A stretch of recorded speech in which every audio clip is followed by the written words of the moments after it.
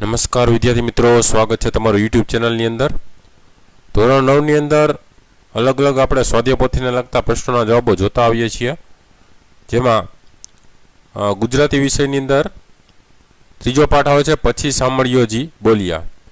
એ કડવું આખ્યાન ખંડ જે પ્રેમાનંદે આપેલું છે। આ અલગ અલગ પ્રશ્નોના જવાબો તમને આવનારી પરીક્ષામાં પણ ઉપયોગી થશે। આ સ્વાધ્યાય પોથીને લગતા છે, સાથે બીજા ઘણા બધા ચેનલની અંદર મુકાઈ પણ ગયા છે, એ ન જોયેલા હોય તો એ પણ તમે જોઈ લેજો। આવનારી પરીક્ષામાં એ પણ તમને ઉપયોગી થશે। એ જોવા હોય તો ઉપર વિડીયો સેક્શનની અંદર જોવા મળે, એની બાજુમાં પ્લેલિસ્ટ છે, પ્લેલિસ્ટમાં જશો ને નીચે તમને સ્ટાન્ડર્ડ 9th સ્વાધ્યાય પોથીનું પ્લેલિસ્ટ જોવા મળશે। એના સિવાય બીજા ઘણા બધા વિડીયોઝ છે, તો એ ન જોયેલો તો એ પણ તમે જોઈ લેજો, બરાબર। પ્રશ્નોત્તરની વાત કરીએ, જેમાં પહેલો પ્રશ્ન છે નીચેના પ્રશ્નના સવિસ્તાર ઉત્તર લખો। શ્રી કૃષ્ણ સુદામાનું વિદ્યાર્થી જીવન તમારા શબ્દોમાં લખો। તેનો જવાબ છે શ્રી કૃષ્ણ અને સુદામા સાંદીપની ઋષિના આશ્રમમાં સાથે ભણ્યા હતા। તેઓ 2 માસ સાથે રહ્યા હતા। બંને વચ્ચે નાનપણથી જ પ્રેમ હતો। તેઓ સાથે ભિક્ષા માંગવા જતા, સાથે જમતા અને ઘાસની બનાવેલી એક જ પથારીમાં સાથે સૂતા।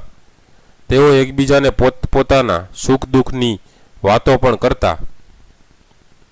સવારે ઉઠીને વેદની ધૂન કરતા। ગોરાણીએ જંગલમાંથી લાકડા લાવવાનું કહ્યું ત્યારે પણ તેઓ બંને સાથે જંગલમાં ગયા હતા। તેમણે વૃક્ષના થડ ફાડીને લાકડા કાપ્યા। એ લાકડાના 3 ભાગ કર્યા અને તેને દોરડાથી બાંધી 3 ભારા તૈયાર કર્યા હતા। અચાનક મુશળધાર વરસાદ વરસવા લાગ્યો, ત્યારે પણ બંનેએ એકબીજાનો સાથ છોડ્યો ન હતો। શ્રી કૃષ્ણે સુદામા પાસે એ વાતનો એકરાર કર્યો કે સુદામાએ જ એને વિદ્યા શીખવી હતી, તો સુદામાએ વિનમ્ર ભાવે એને કૃષ્ણની મહાનતા ગણી। આમ શ્રી કૃષ્ણ અને સુદામાનું વિદ્યાર્થી જીવન સ્નેહ અને ગાઢ મૈત્રીના સંબંધોથી વણાયેલું હતું। બીજો પ્રશ્ન આવે છે નીચેના પ્રશ્નના 2-3 વાક્યમાં ઉત્તર લખો। પહેલો છે સાંદીપની ઋષિના આશ્રમમાં શ્રી કૃષ્ણ અને સુદામાની દૈનિક ક્રિયાઓ કઈ કઈ હતી? એનો જવાબ છે સાંદીપની ઋષિના આશ્રમમાં શ્રી કૃષ્ણ અને સુદામાની દૈનિક ક્રિયાઓ। તેઓ બંને સાથે ભિક્ષા માગવા જતા। શ્રી કૃષ્ણ તેમના ભાઈ બલરામ અને સુદામા સાથે મળીને જમતા, ઘાસની એક જ પથારી પર સાથે સૂતા અને એકબીજાને સુખ દુઃખની વાતો કરતા। તેઓ વહેલી સવારે વેદની ધૂન કરતા। બીજો પ્રશ્ન છે શ્રી કૃષ્ણ અને સુદામાએ જંગલમાં જઈ લાકડા લાવવાનું કામ કઈ રીતે કર્યું? એનો જવાબ છે શ્રી કૃષ્ણ અને સુદામા ખભે કુહાડો મૂકીને જંગલમાં ગયા।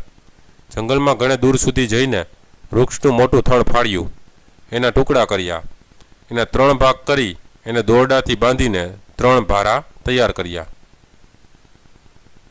ત્રીજો પ્રશ્ન છે જંગલમાં અચાનક શી આપત્તિ આવી? એમનો જવાબ છે જંગલમાં અચાનક મુશળધાર વરસાદ વરસવા લાગ્યો। તેમના શરીર ઠંડીથી ધ્રુજવા લાગ્યા। નદીઓમાં પૂર આવ્યા। અંધકારમાં આગળ જવાનો કોઈ રસ્તો દેખાયો નહીં અને તેઓ જંગલમાં અટવાઈ ગયા।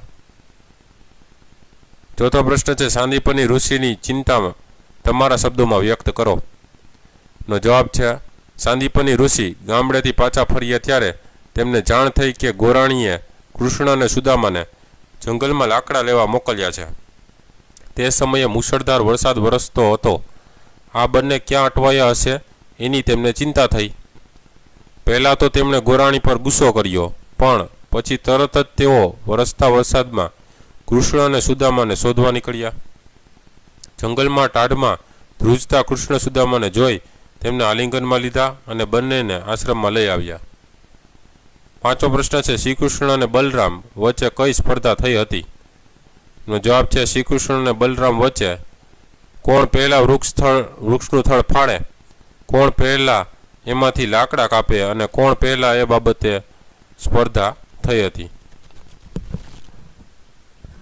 ત્રીજો પ્રશ્ન છે નીચેના પ્રશ્નના એક વાક્યમાં ઉત્તર લખો। જેમાં પહેલો છે પછી સાંભળ્યોજી બોલ્યા કાવ્યના કવિનું નામ લખો। નો જવાબ છે પછી સાંભળ્યોજી બોલ્યા કાવ્યના કવિ પ્રેમાનંદ છે। બીજો પ્રશ્ન છે પછી સાંભળ્યોજી બોલ્યા કાવ્યનો સાહિત્ય પ્રકાર જણાવો। નો જવાબ છે પછી સાંભળ્યોજી બોલ્યા એ કાવ્યનો સાહિત્ય પ્રકાર આખ્યાન ખંડ છે। ત્રીજો પ્રશ્ન છે પ્રેમાનંદના કોઈ પણ 2 આખ્યાનના નામ જણાવો। એનો જવાબ છે પ્રેમાનંદના આખ્યાનોમાં સુદામા ચરિત્ર, કુંવરબાઈનું મામેરું અને નળાખ્યાન છે. ચોથો પ્રશ્ન છે ગોરાણીએ શ્રીકૃષ્ણ સુદામાને કયું કામ સોંપ્યું હતું? એનો જવાબ છે ગોરાણીએ શ્રીકૃષ્ણ સુદામાને લાકડા એટલે કૌંસમાં બળતણ લાવવાનું કામ સોંપ્યું હતું.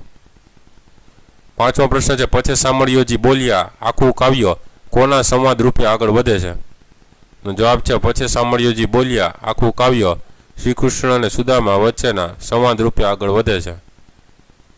છઠ્ઠો પ્રશ્ન છે સાંદીપની ઋષિને પોતાના વિદ્યાર્થીઓ માટે ખૂબ જ સ્નેહ હતો તેવી પ્રતીતિ કયા વાક્યમાં થાય છે?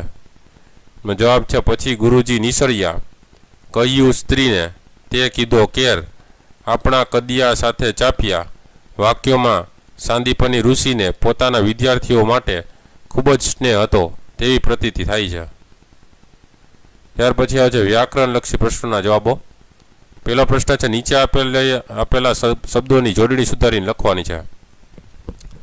એમાં સાંદીપની પૂછે સાંદીપનીમાં દીર્ઘ અને ની છે રસ હોય સાંદીપની. મુશળાધારની જગ્યાએ મુશળધાર એમાં શરણાઈ વાળો મુશળધાર. સોમ દ્રષ્ટિમાં સસલાનો સોમ દ્રષ્ટિ. કાષ્ઠમાં કાષ્ઠ આવશે ઠળિયાનો ઠ કાષ્ઠ. બીજો પ્રશ્ન છે નીચે આપેલા શબ્દોના ધ્વનિ છૂટા પાડો. તેમાં સાંભળ્યોજી છે તો સ ખોડો વત્તા આ વત્તા મ ખોડો વત્તા અ વત્તા અળ ખોડો વત્તા ઈ વત્તા ય ખોડો વત્તા ઓ વત્તા જ ખોડો વત્તા ઈ. સાંદીપની છે તેમાં સ ખોડો વત્તા આમ વત્તા દ ખોડો વત્તા ઈ વત્તા પ ખોડો વત્તા અ વત્તા ન ખોડો વત્તા ઈ.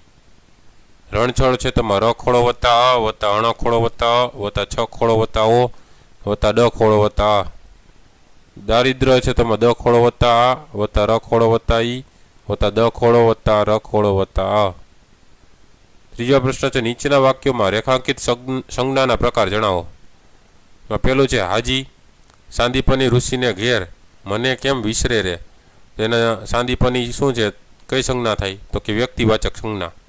બીજું છે ટાઢે ધ્રુજે આપણી દેહ મને કેમ વિસરે રે તો ટાઢે શું છે તો કે ભાવવાચક સંજ્ઞા છે. ત્રીજું છે ત્રણ ભારા બાંધ્યા દોરડે તને સાંભળે રે તો ભારા શું છે તો કે સમૂહવાચક સંજ્ઞા છે. ચોથો પ્રશ્ન છે નીચેના વાક્યોમાંથી વિશેષણ શોધીને પ્રકાર લખો. પહેલું છે મહારાજ બાજ નીજ દાસની વધારો છો શ્રીહરિ તો નીજ શું છે તો કે સાર્વનામિક વિશેષણ. બીજું છે વાદ વધ્યો બેઉ બાંધવે તને સાંભળે રે તો બેઉ શું છે સંખ્યાવાચક વિશેષણ. ત્રીજું છે શીતળ શરીર થાય ઘણું તને સાંભળે રે તો શીતળ શું છે ગુણવાચક વિશેષણ છે. પછી આવે છે પ્રશ્ન નંબર 5 નીચેના શબ્દોના સાચા સમાનાર્થી શબ્દો લખો. પેલું નેહનું થાય સ્નેહ. બીજું છે ભિક્ષા એનું થાય ભીખ. ત્રીજું છે ભ્રાત એનું થાય ભાઈ. ચોથું છે કાષ્ઠ એટલું થાય લાકડા. પાંચમું છે લાજ એનું થાય શરમ.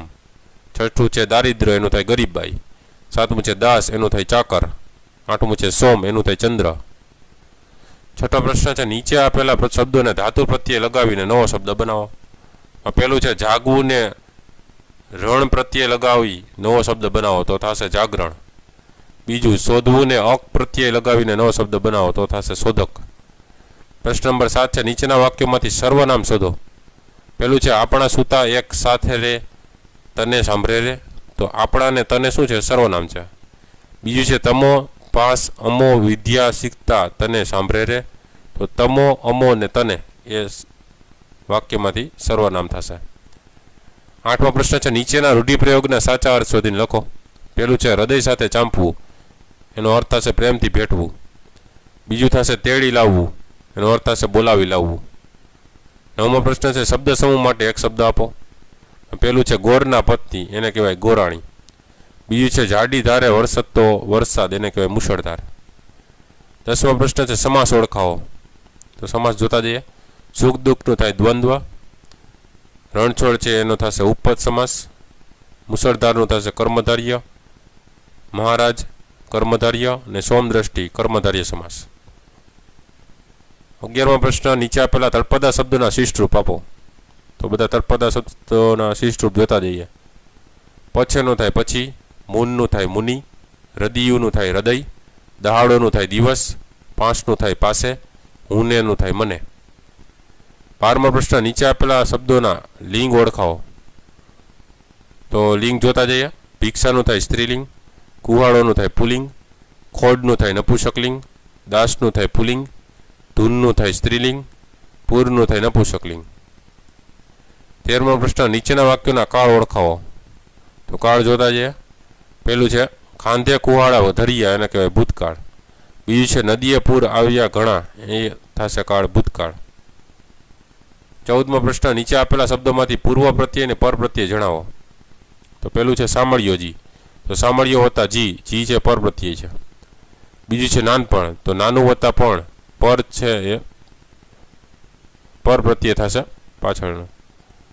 ત્રીજું છે ગોરાણી, તો ગોર વત્તા આણી પર પ્રત્યય થશે. ચોથું છે શીતળ, શીતળમાં શીત વત્તા અડ પર પ્રત્યય થશે.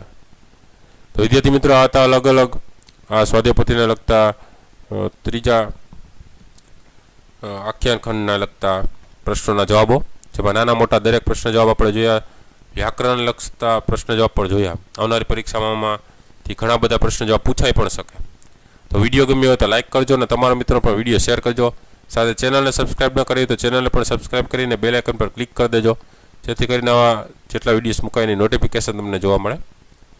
તો અલગ અલગ વિડીયોઝ છે જોતા રહેજો, જ્ઞાનમાં વધારો કરતા રહેજો. ફરી પાછા નવા વિડીયો સાથે મળીએ.